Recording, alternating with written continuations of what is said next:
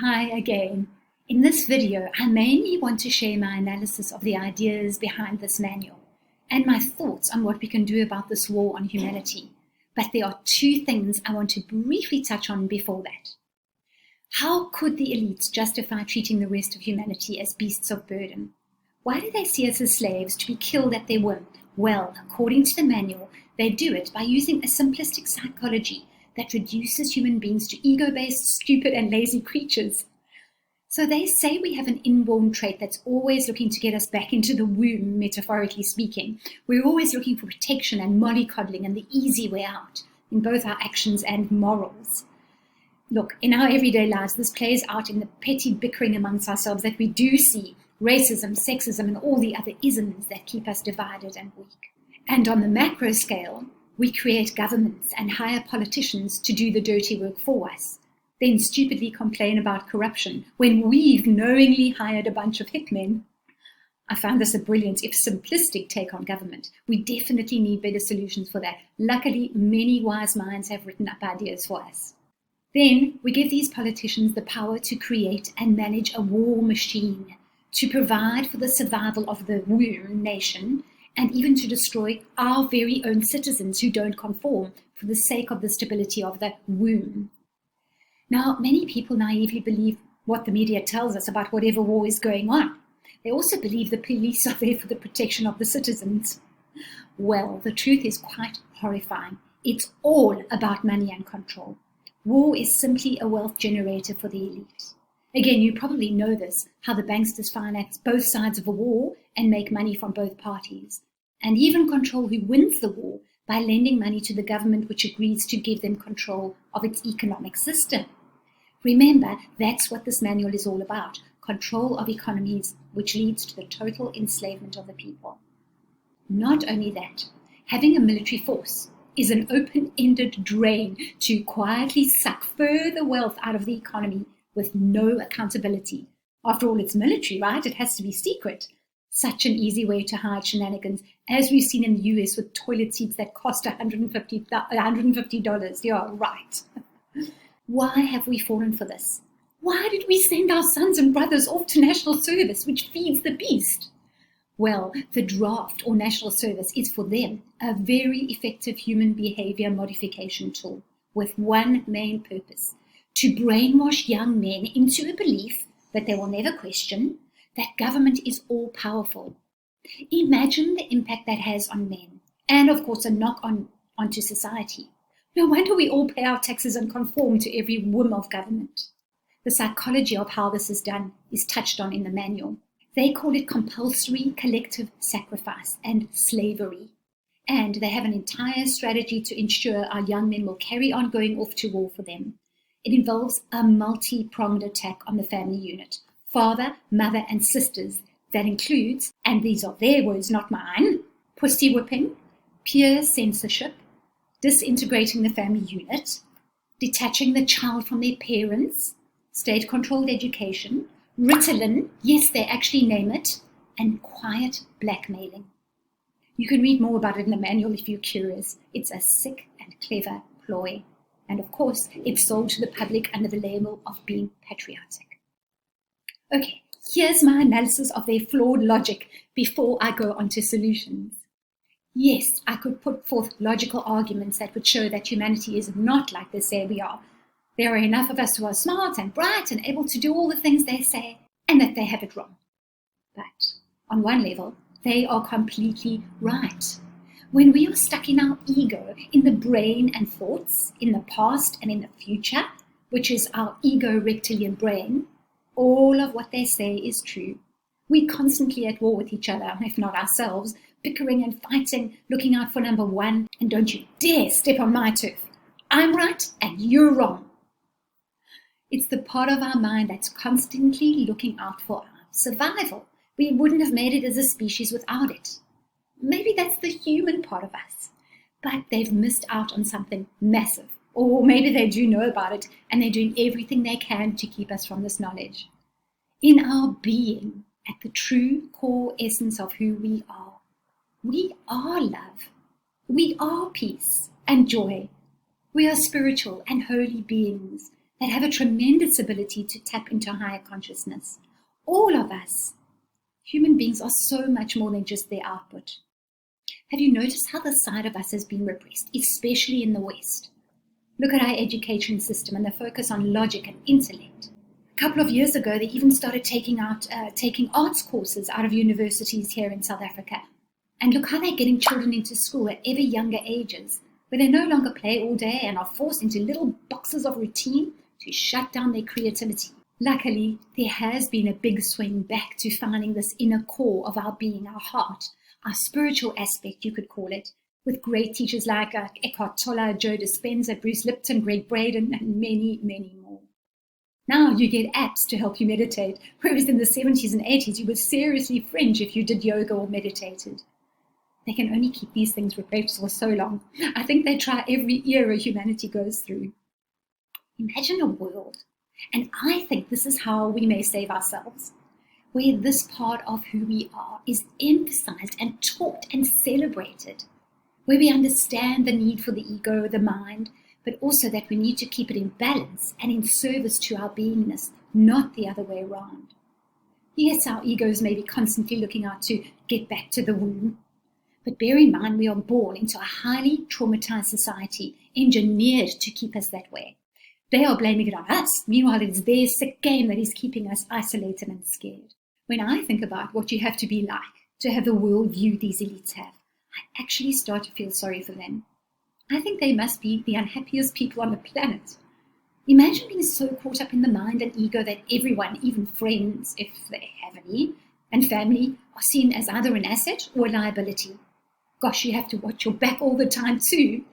And they miss out on all the things that really bring joy, like connection, family, friends, nature, and beauty. When you look at it, the theory underlying their type of thinking is that of eugenics, a favorite idea of the global elite, which is that you can breed certain traits into or out of people through selective breeding. This has been disproved so many times, and in fact the opposite has been found to be true. The more diversity in a gene pool, the greater the intelligence and creativity and ingenuity. Maybe that's why so many of them are so darn ugly. Too much inbreeding or too much misery. Then, of course, there's the issue of never having been a level playing field. They have been against us since forever ago. The way society is set up is the problem, not the people themselves.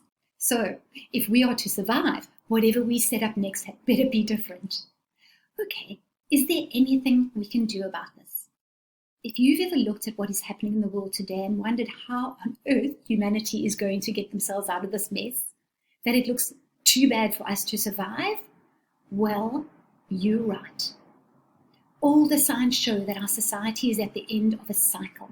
We've been able to study civilizational collapses, so we know the signs, because the sure ain't the first one, and all the signs are there right now. We are ripe for a total collapse of everything we know. There's an entire section on this channel where you can find out more about it. So one choice could be to party it up and go out with a bang. At least you now know what's coming and you can make an informed choice. For most people, it will take them completely by surprise. Remember Cypher in the movie The Matrix? He's the one who took that choice, who eats the steak and betrays the crew. It's his famous line, "I know what you're thinking, because right now I'm thinking the same thing. Actually, I've been thinking it ever since I got here. Why, oh why, didn't I take the blue pill?" I'm sure we all feel that sometimes. Okay, now the good news is that every time a society collapses, there are always survivors. So if we man or woman up and face reality, we have a chance of being some of the very few I believe will survive. Because yes, I believe it will come down to survival. Yes, of course I'm hoping for a miracle, that something will come along to change all of this. But in the meantime, I'm preparing. Look, I get it. We have a great tendency to stick our heads in the sand, to not face things and hope they will go away. I do it too. It's difficult to not do that, especially with most people around us being completely oblivious. But we can choose not to. And hey, if the writing on the wall turns out to be wrong, we won't have lost anything.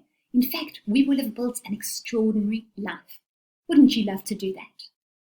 I believe we have a gap of around 2 to 3 years if we're lucky, where we can prepare ourselves for what is coming.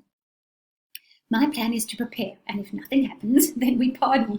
But if shit goes down, hey, we make it on our own terms. Isn't that worth putting your plans on hold and changing focus for a bit? Though here's my one disclaimer. If AI takes over or transhumanism becomes a reality, all bets are off. Then I'll see you on the flip side, because none of us will survive that. So here are some of my ideas of what we could do right now. The most important thing by far is to remember, teach your kids, remind yourself constantly that we are not our ego.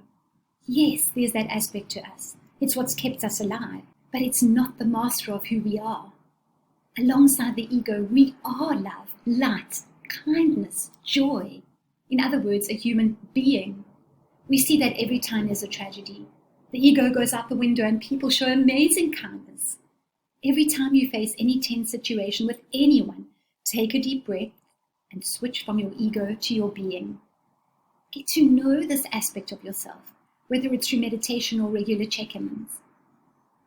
Then we need to face up to the fact that we are in a collapse of civilization.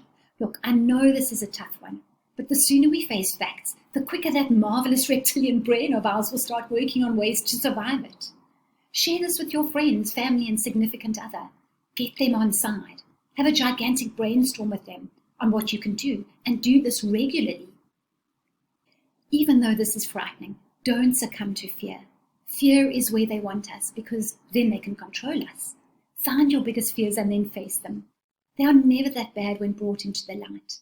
Even the biggest one, death, well, that's just a transition, isn't it? Can you see this as an adventure instead? The most exciting hero's journey that we've ever been on? Remember their number one strategy, diversion. Anything and everything is competing for your attention. If you're going to take this seriously, pull your attention away from what's not important to what is. I personally consider what is getting myself ready for civilizational collapse. I would suggest this includes all that time scrolling, even if it is on alternative news channels, so you can keep up with the latest. Will any of that count in the end? If I had children at home, I would start spending time with them, lots of time. The elite strategy of getting children into daycare is not so much about brainwashing them as it is about getting them away from the morals and values of their parents. These things are assimilated by observation, i.e. spending time with each other, not telling them what to do. Get to know your children as people with their own ideas and thoughts and reality and music. Share yours with them and let them share theirs with you. Children are astonishingly bright. They're severely limited by the schooling system and their peers and the internet culture. If I had children of school-going age, I would make a plan to get them out of school. The bulk of what they are learning is completely irrelevant to both life after collapse, and even if there's not a collapse, the new world being planned for humanity. A matric will be completely irrelevant in a couple of years' time. It's just fear keeping them in school. Look, I know this is tough to wrap our heads around, but the children really are our future. So perhaps think about how you could do this. If they can read, they can self-educate. So it doesn't need to be a 24/7 commitment. I'm sure you could figure something out with them. Why keep them in a system where they're learning the wrong things and a lot of untruths? And the same goes for university. They are much worse. Lies and brainwashing, and a culture you don't want your kids to absorb. Start learning about those subjects they've been trying to keep us away from. You could set projects for your children to do this, even if you keep them in school. Especially focus on real economics, real history, and real maths, if you can find information on that. Maybe get this little manual and study it together. The other subjects are logic and systems design. Did you know that there are rules of logic that can be followed to figure things out? This is a fascinating subject and a lot of fun. Or how about different forms of government? We're sure going to need that if we are to survive this. Then I personally would get out of the stock market. It's at the whim of the global elite, so you're really at their mercy. This includes, in my opinion, crypto. The safest bet is gold and perhaps silver, but I don't know much about that, so you'll have to do your own research. Ultimately, we have to get off a debt-based money system. It's very difficult to operate completely outside it right now, but start getting used to the idea. The first thing I do is draw all your cash at the beginning of every month and use that instead of using your card. You will immediately notice that you spend a lot less. Give your children their allowance in cash. There is incredible psychology built into putting actual cash out of your wallet and just tapping to buy stuff.